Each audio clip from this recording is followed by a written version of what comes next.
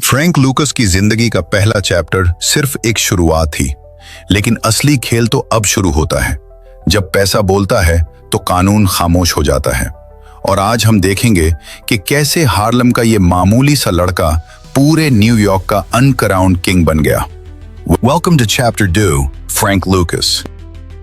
कुछ हफ्तों बाद लुक्स ने उस कलर को हार्लम की एक सड़क पर ढूंढ लिया और बात करने की कोशिश की, लेकिन उसने उस पुराने ड्रग डीलर को घास तक नहीं डाली, यहां तक कि मुड़कर भी नहीं देखा। जल्द ही किस्मत ने फ्रैंक को आइस पक से मिलने का एक और मौका दिया। उस कलर की एक कमजोरी थी, ब्लेयर्ड्स पोल गेम, जिसमें उसका कोई मुकाबला नहीं कर सकता था। वो हमेशा हाई बेट्स पर खेलना पसंद करता था। जो भी उससे मुकाबला करना चाहता, उसे कम से कम $1000 दांव पर लगाने पड़ते थे। लुक्स, जो उस वक्त बिल्कुल बर्बाद हो चुका था, गलती से पूल रूम में आइस पक से टकरा गया। उसकी जेब में $100 से भी कम पैसे थे और इतनी छोटी प्राइस की ऑफर पर आइस पक ने साफ मना कर दिया। जिस वक्त लुक्स आइस पक से बहस कर रहा था, हार्लम का godfather Ellsworth Bumpy Johnson billiard room में एंट्री ले लिया। बम्पी ने हैरानी से पूछा कि क्या चल रहा है, और फिर फ्रैंक से पूछा कि क्या वो वाकई आइस पक को हरा सकता है। लुक्स ने कहा कि उसे अपनी स्किल्स पर पूरा भरोसा है। जवाब में जॉनसन ने अपने वॉलेट से $1000 निकालकर लुक्स के लिए बेट्स लगा दी। उसके बाद जो हुआ वो सिर्फ लुक्स की ज़बानी ही मालूम है, और वो किसी जादुई कहानी जैसा था। फ्रैंक ने आइस पैक को आराम से हरा दिया और पूरी गेम में उसे बाल को छूने तक नहीं दिया। उसके बाद बम्पी ने लुक्स को अपनी कार में आने को कहा। एल्सवर्थ ने उस नौजवान का नाम पूछा और ये भी कि उसके माँ बाप कहाँ हैं। जब पता चला कि फ्रैंक नॉर्थ कैरोलिना से है और न्यूयॉर्क में उसका कोई अपना नहीं है, तो उसने पूछा कि वो गुजारा करने के लिए क्या करता है। जवाब में लुक्स ने पिछले 6 महीने के अपने सारे करतूत और मस्तियों के बारे में बता दिए।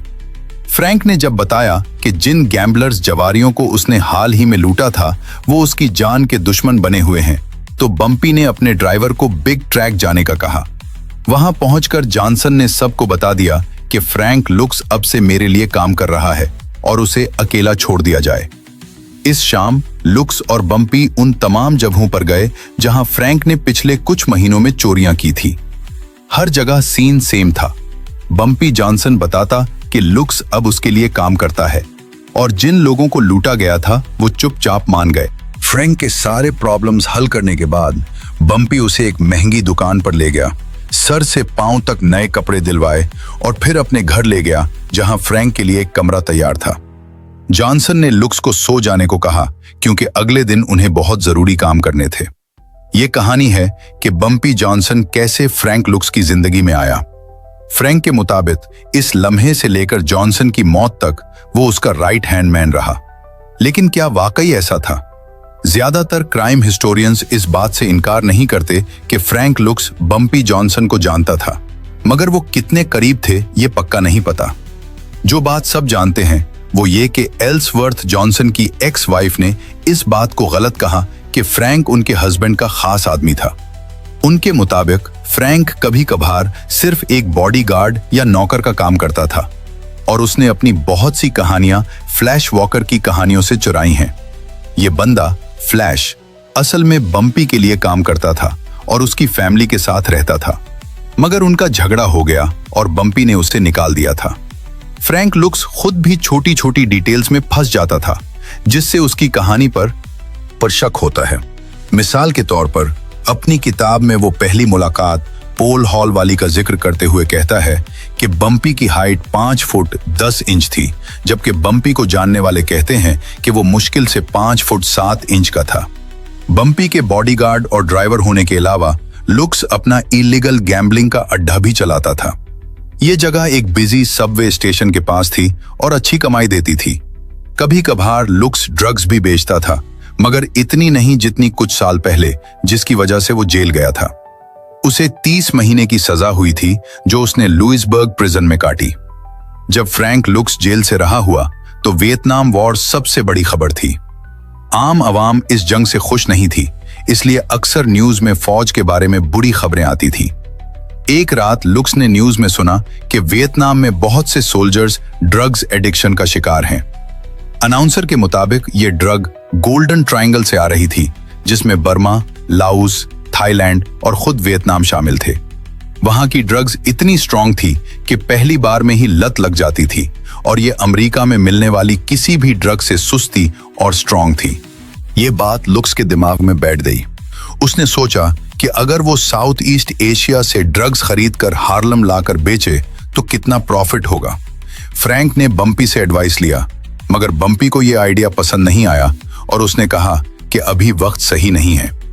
लुक्स के मुताबिक 1960 के आखिर में बम्पी जॉनसन की मौत के बाद फ्रैंक ने सारे इलीगल गैम्बलिंग का कंट्रोल संभाल लिया। वहां से फौरन $3 मिलियन कैश निकाला और ड्रग्स के लिए साउथ ईस्ट एशिया जाने का रिस्क लिया।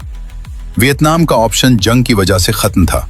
फ्रैंक बर्मा या लाओस के बारे में कुछ नहीं जानता था, मगर थाईलैंड के बारे में पता था कि अमेरिकन सोल्जर्स वियतनाम से छठी मनाने वहां के कैपिटल बैंकॉक जाते हैं। लुक्स ने फैसला किया कि वो पहले बैंकॉक जाएगा और वहां अमेरिकन सोल्जर्स को ढूंढेगा जो उसे छोटे डीलर से मिलवा दे और वो छोटे डीलर्स उसे बड़े सप्लायर्स तक पहुंचा दें। लुक्स एशिया इसलिए भी जा रहा था क्योंकि वो इटालियन माफिया फैमिलीज के साथ काम नहीं करना चाहता था। 60 की दहाई के आखिर में न्यूयॉर्क में या तो आप माफिया कोसा नोस्ट्रा के साथ ड्रग्स बेच सकते थे या बेच ही नहीं सकते थे। लुक्स इटालियंस पर भरोसा नहीं करता था और उनसे बचना चाहता था। बाद में उसने अपनी रेपुटेशन बनाई कि वो पहला बंदा था जिसने माफिया से अलग होकर एशिया से डायरेक्ट माल मंगवाया। फ्रैंक लुक्स का साउथ ईस्ट एशिया का सफर एक अलग और लंबी कहानी है। अपने इंटरव्यूज में वो खुद को एक इनोवेटर मतलब नई चीज लाने वाला वो कहता है कि उसके मुताबिक वो पहली बार 1969 में वहां गया। प्लेन में 28 घंटे सफर करने के बाद वो बैंकॉक पहुंचा। वहां उसने पहले टैक्सी ड्राइवर से पूछा कि उसे किसी ऐसे बार में ले चले जहां उस जैसे लोग यानी ब्लैक लोग मिलते हों। ड्राइवर उसे रिचेस नाम के बार में ले गया जहां वो पूरी रात बैठा कस्टमर्स को देखता रहा कि कौन ड्रग ट्रेड में हो सकता है। कुछ रातों बाद उसकी बात एक आदमी से हुई जिसने कहा कि वो 10 किलो प्योर ड्रग्स दिला सकता है। फ्रैंक ने मना कर दिया क्योंकि उसे और ज्यादा चाहिए थी। उस आदमी ने कहा, इंतजार करो ताकि वो सही लोगों से मिलकर बताए कि वो टोटल कितना बेच सकते हैं, मगर फ्रैंक ने मना कर दिया। वो नहीं चाहता था कि ज्यादा लोगों को उसके आने का प्लान पता चले। आखिरकार रोजाना बाहर जाने की वजह से सही आदमी खुद लुक्स के पास आया। फ्रैंक कहता है वो बंदा बिल्कुल एजेंट जेम्स बॉन्ड जैसा दिखता था। पहली मुलाकात में उन्होंने 150 के जी ड्रग्स का डील किया जिसकी प्राइस $4,200 पर किलो थी। बाद में ये क्वांटिटी बढ़कर 225 के जी हो गई। अगली मीटिंग में जेम्स बॉन्ड ने कहा कि वो फ्रैंक को कुछ लोगों से मिलवाना चाहता है।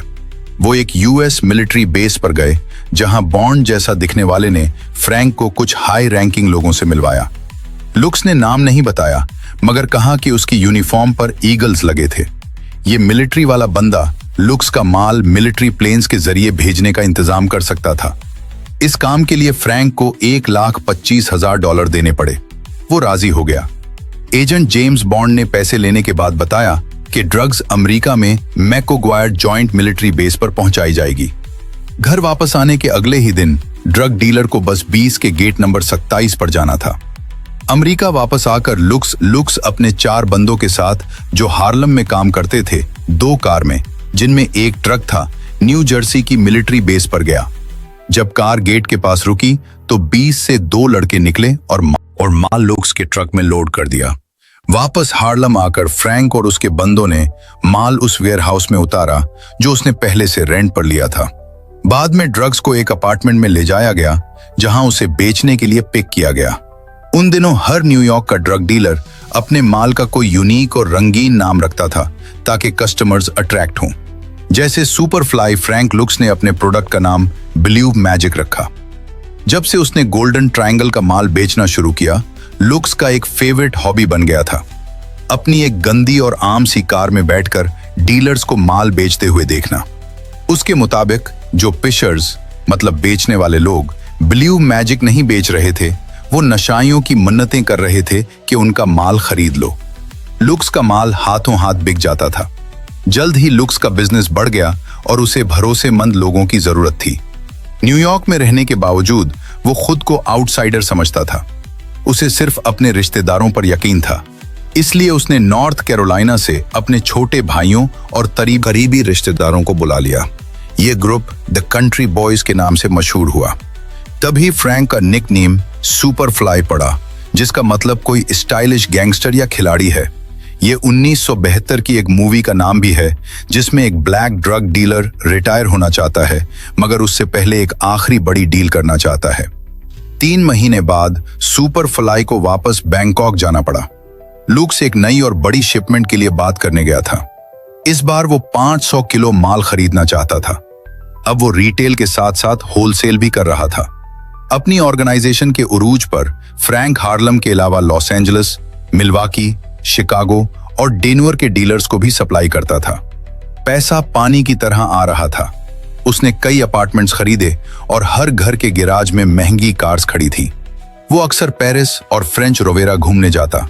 ये जिंदगी खूबसूरत औरतों, बेहतरीन खाने और लग्जरी से भरी थी। लेकिन इस पैसे को वाइट करने के लिए फ्रैंक को एक लीगल बिजनेस चाहिए था। सुपर फ्लाई के पहले बिजनेसेस में से एक गैस स्टेशन था। ये 1973 तक चला, जब तक ऑयल क्राइसिस नहीं आया। फिर नुकसान की वजह से बंद करना पड़ा। फिर लुक्स ने अपना सुपरमार्केट, ड्राई क्लीनर और एक बार खोला, जिसका नाम टर्न टेबल था। ये बार सिंगर लाइट प्राइस के साथ पार्टनरशिप में था। प्राइस ने फ्रैंक को एक movie the rap off produce करने की ऑफर दी। सुपर फ्लाई ने पैसा लगाया और प्रोड्यूसर्स ने उसे मूवी में जूनी कूल का रोल प्ले करने को कहा, जो एक क्रिमिनल गैंग का बॉस था। लुक्स मान गया। उसके मुताबिक यह थका देने वाला काम था। रोज सुबह 4 बजे उठना पड़ता था। लेकिन जब डायरेक्टर ने एक सेक्स सीन करने पर जोर दिया, तो लुक्स ने साफ मना कर दिया और झगड़ा होते होते बचा। बस यहीं उसकी एक्टिंग कैरियर खत्म हो गई। लुक्स बैंक्स के जरिए भी पैसा लॉन्डर करता था। 60 की दहाई के आखिर में डीलर्स समर फीस यूज करते थे, यानी छोटे एजेंट्स जो पैसा बैंक में डालते थे।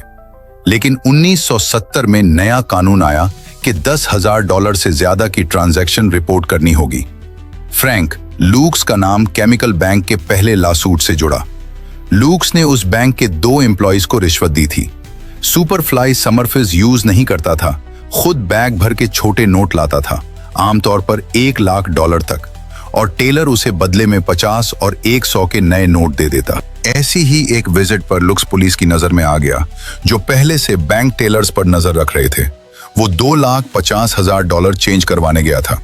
पुलिस ने देखा कि उसने पैसों से भरा बैग टेलर की कार में रखा और बाद में दूसरा बैग उठा लिया। केमिकल बैंक पर केस बना और वाइस प्रेसिडेंट पास्कल डिलोरियो पर मनी लॉन्ड्रिंग का इल्जाम लगा। पता चला कि टेलर की सर्विस फ्रैंक को सिर्फ $12,000 में पड़ती थी, जो उसके लिए कुछ भी नहीं था, क्योंकि 1972 से 63 सुपर फ्लाई का सुनहरी दौर था। रिसर्चर रॉन चिपिस्यूक के मुताबिक उस वक्त फ्रैंक लुक्स ने कम से कम $240 मिलियन का माल बेचा। ये एक ओवर एस्टिमेट है, लेकिन अगर हम आधा या 1 बीटा भी मान लें, तो भी ये अर्ली 1970 के हिसाब से बहुत बड़ा अमाउंट था। लुक्स का एशिया का तीसरा ट्रिप चैप्टर 7 था। ड्रग्स इस बार और भी एम्बिशियस थी। फ्रैंक न सिर्फ 1.5 टन ड्रग्स खरीदने की नेगोशिएशन करने वाला था, बल्कि यह भी पता लगाना चाहता था कि प्रोडक्ट एग्जैक्टली आ कहां से रही है। एजेंट जेम्स बॉन्ड ने उसे वो जगह दिखाने के लिए एग्री कर लिया। कुछ हफ्तों बाद फ्रैंक लुक्स, जो नॉर्थ कैरोलिना के एक छोटे से शहर लाग्रेंज का रहने वाला था, बर्मा और लाओस के बॉर्डर के करीब कहीं जंगल में चल रहा था। सुपर फ्लाई के मुताबिक एजेंट जेम्स ने खुद समझदारी दिखाते हुए ट्रिप पर जाने से मना कर दिया, लेकिन उसे अपना चीपर ऑन मतलब साथी दे दिया। पोपी फील्ड्स मतलब अफीम के खेत तक जाने में कई दिन लग गए, लेकिन जो उसने देखा वो मेहनत के लायक था। न्यूयॉर्क सिटी के 5 बरोज के साइज जितनी जमीन पोपीज से भरी हुई थी। लुक्स के साथ वाले गाइड्स ने उसे कहानी सुनाई कि ये जमीन ड्रग्स की बर्थ प्लेस कैसे बनी। 1960 में कॉमिंटांग आर्मी के एंटी कम्युनिस्ट चाइनीज का एक ग्रुप इस इलाके में सेटल हुआ, जो चाइना और बर्मा के बॉर्डर के पास था। उन लोगों को CIA सपोर्ट करती थी, जो उन्हें कम्युनिस्ट चाइना के खिलाफ यूज करना चाहती थी। कॉमिंटांग गोल्डन ट्रायंगल का ज्यादातर हिस्सा कंट्रोल करते थे और ड्रग्स प्रोड्यूस करते थे। CIA ने उस पर आंखें बंद कर रखी थी ताकि वो चाइना के खिलाफ लड़ाई फाइनेंस कर सके। फ्रैंक टोवर से बहुत खुश था। ऐसा लग रहा था जैसे वो वली वोंका की चॉकलेट फैक्ट्री घूम कर आया हो। उस दिन उसने 100 किलोग्राम ड्रग्स खरीदी, लेकिन वादा किया कि वो वापस आएगा। हालांकि वापसी पर पूरा करियो निकला ही था कि कुछ घंटों बाद उन पर हमला हो गया। तो दोस्तों, ये था फ्रैंक लुक्स का दूसरा एपिसोड। ताकत आ चुकी है, लेकिन अब दुश्मन भी तैयार हो रहे हैं। अगली टेस्ट में क्या होगा? तब तक के लिए मुझे इजाजत दो। शुक्रिया। Subscribe little master.